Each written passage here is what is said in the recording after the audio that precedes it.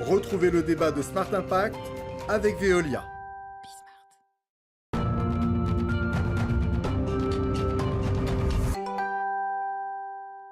Le Zoom de ce Smart Impact avec Nadège Delmotte. Bonjour, bienvenue. Bonjour Thomas. Vous êtes la présidente de la Fondation Boulanger. Vous faites partie de la communauté Les Entreprises s'engagent. On est partenaire des Entreprises s'engagent. Et on va notamment parler de cette opération 1000 jeunes, 1000 stages. Mais d'abord, question toute simple, c'est quoi la Fondation Boulanger? Présentez-nous la Fondation. La Fondation Boulanger, c'est une fondation d'entreprise. Elle a 26 ans. Bientôt. Oui. La raison d'être de la Fondation Boulanger, c'est d'agir pour l'égalité des chances dans l'éducation des jeunes. Une raison d'être qui débouche sur une mission, et la mission, elle change en fait, et elle évolue. Le monde change, il change vite, il veut changer, il doit changer. Donc la mission évolue en fonction de ce qu'on regarde sociologiquement. Oui. Il y a beaucoup de mécénat de compétences, notamment. La Fondation, elle est opérante. Ça veut dire que la Fondation, elle s'appuie sur mes collègues. Donc on a à peu près 10 000 collaborateurs chez Boulanger, en France, un peu partout en France. Et toutes les actions sont menées par mes collègues. D'accord. Ça veut dire que vous lancez des appels à candidature parmi les salariés de Boulanger, c'est ça? Sur quoi vous seriez d'accord ou vous seriez prêt à participer? On a en ce moment 2 engagements et donc 2 programmes forts. Un programme d'accès au numérique, dans l'égalité des chances dans les parcours d'éducation ou les parcours d'apprentissage, quand on n'a pas accès au numérique, soit aux produits ou soit même à bien utiliser le numérique pour avancer dans ses études. Oui, on détaillera ça tout à l'heure. Là, on a des gens qui spontanément chez nous ont envie de faire ça. Et puis on a un autre programme aussi qui est d'accompagner les jeunes pour trouver leur fibre. Et donc on communique très régulièrement. La Fondation, elle n'est pas à part de l'entreprise et c'est pas quelque chose en plus de son travail en fait. La Fondation, elle fait partie de ce qu'on appelle chez nous les gestes métiers. Ça fait partie de ton métier, sur ton temps de travail. Tu peux prendre du temps pour aider la Fondation et pour aider ces jeunes au travers de la Fondation. Donc j'ai presque envie de dire, c'est pas vraiment un appel, c'est plutôt des gens qui me disent, ok, comment on fait, on part d'où, on va où, on fait comment. Okay. Et donc il y a vous êtes venu notamment pour nous parler de ça, cette opération qui est lancée avec les Entreprises s'engagent. 1000 jeunes, 1000 stages. À quelle population s'adresse ce dispositif? Et puis ensuite on va le détailler. 1000 jeunes, 1000 stages. Alors déjà, avant d'aller un peu plus dans le détail, des stagiaires, on en accueille pratiquement tous les jours. Je pense qu'à date, on est déjà à plus de 1500 stagiaires chez Boulanger. On a voulu aller un petit peu plus loin avec une dimension un petit peu plus inclusive. Donc pour cette opération-là, et quand je dis on, c'est la Fondation Boulanger associée à Boulanger. D'accord. L'entreprise veut avoir un rôle dans la société, donc la Fondation a une raison d'être, mais Boulanger aussi s'inscrit dans ce rôle pour la société. Et j'ai une collègue qui s'appelle Hélène Véry, qui est leader diversité inclusion, et qui a voulu aller un petit peu plus loin dans des stages plus inclusifs. Donc on continue à proposer des stages, mais là en partenariat avec des partenaires nationaux, que sont les apprentis d'Auteuil, l'école de la deuxième chance, les missions locales et l'EPID. Donc, quels sont des jeunes de quel âge Ce sont des jeunes qui ont en grande majorité entre 16 et 25 ans, qui sont accompagnés par ces structures et qui ont un besoin d'immersion dans l'entreprise. Et le besoin d'immersion dans l'entreprise est encore plus fort pour eux, qui peut-être ont moins de chance ou en tout cas sont un peu plus éloignés du monde du travail ou de l'éducation. Et on a travaillé ces stages avec mes collègues ont été formés pour que non seulement on puisse recevoir ces jeunes, mais qu'en plus on puisse leur apprendre au-delà des compétences, au-delà de l'entreprise, peut-être des choses sur eux-mêmes. C'est une question que j'allais vous poser. En préparant l'émission, j'ai trouvé ce chiffre, 300 000 jeunes de 16 à 25 ans qui sont sans emploi ni formation. De quoi ils ont besoin? Ils ont besoin de confiance? De quoi ils ont besoin pour se lancer? C'est ça. On a lancé une étude. À la Fondation, on a la chance d'avoir pu accompagner 1700 jeunes dans les ateliers qu'on propose. Et on a envoyé un petit questionnaire en leur demandant mais t'as appris quoi, et on en a fait un nuage de mots, et ce qui arrive en premier c'est merci et c'est confiance.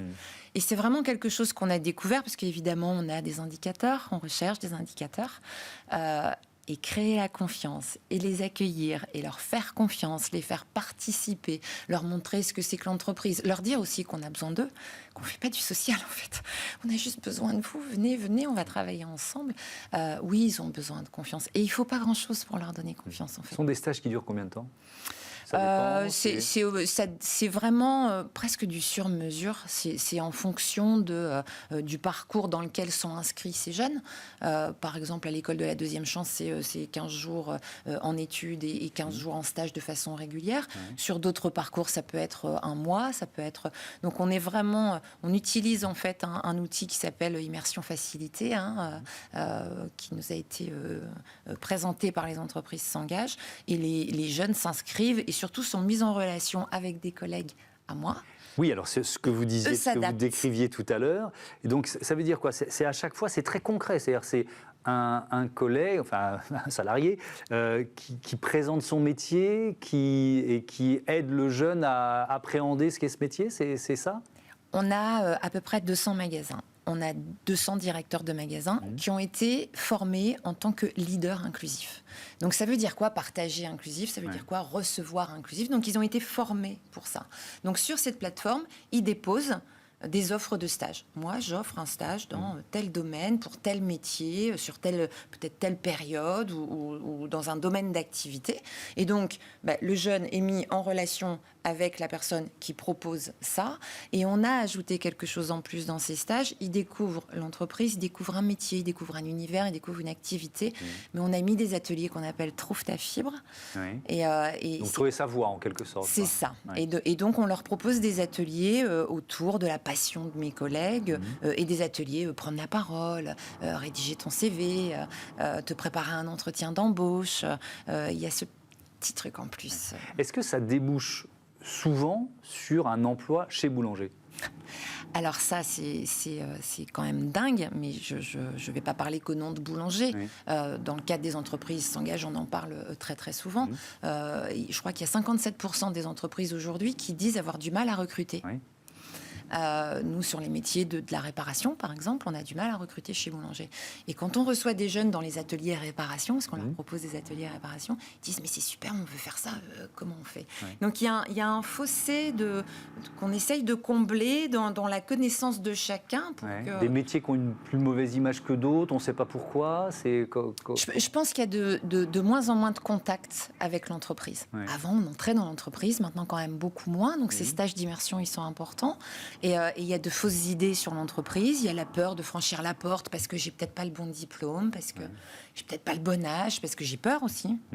Vous l'avez évoqué tout à l'heure, mais je veux bien qu'on rentre dans le détail, la fracture numérique et le fait d'aider un certain nombre de jeunes à pouvoir accéder tout simplement à avoir un ordinateur. Il y a une opération qui s'appelle Un jeune, un ordi.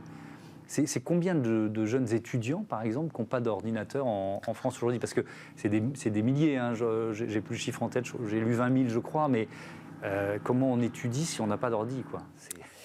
On n'a pas de chiffres, on n'a pas trouvé de chiffres exacts à date. Il y a une étude qui a été faite qui parle de 20 000 étudiants. Je crois que c'est beaucoup plus.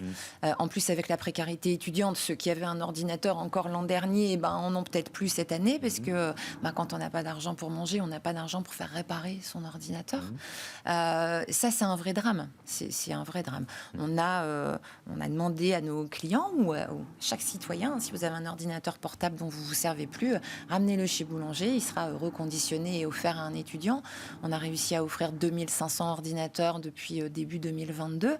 Ça marche aussi bien. Moi, j'ai un ordi reconditionné, aucun problème. C'est ça. On travaille aussi avec, en tout cas Boulanger travaille avec des marques internationales qui nous permettent d'avoir aussi des opérations commerciales solidaires. C'est un vrai sujet. Et puis pas seulement l'accès aux produits, c'est comment ces jeunes qui sont nés avec un téléphone dans la main se servent du numérique aujourd'hui pour trouver du boulot, pour trouver leur métier, c'est pas si évident. La précarisation des étudiants, est-ce que c'est aux entreprises de faire ça? Est-ce que vous n'êtes pas en train de pallier aux carences de l'État, quoi, d'une certaine façon? Alors, je pense très sincèrement que une entreprise, elle va durer si elle a un rôle dans la société. C'est une évidence. Celles qui dureront auront un rôle. Je pense aussi que chacun dans son champ peut faire des choses et c'est très bien. Ce qui est juste génial, c'est de créer du lien. Le lien qu'on est en train de créer avec les entreprises s'engage, initié par le président de la République, le lien entre les pouvoirs publics, les associations, la société civile, les entreprises, c'est ça en fait qui fait qu'on va pas seulement combler un manque, mais faire changer les choses. Merci beaucoup, merci Nadège Delmotte et à bientôt sur Bismart. C'est l'heure de notre rubrique Start-up, un café, ça vous dit ?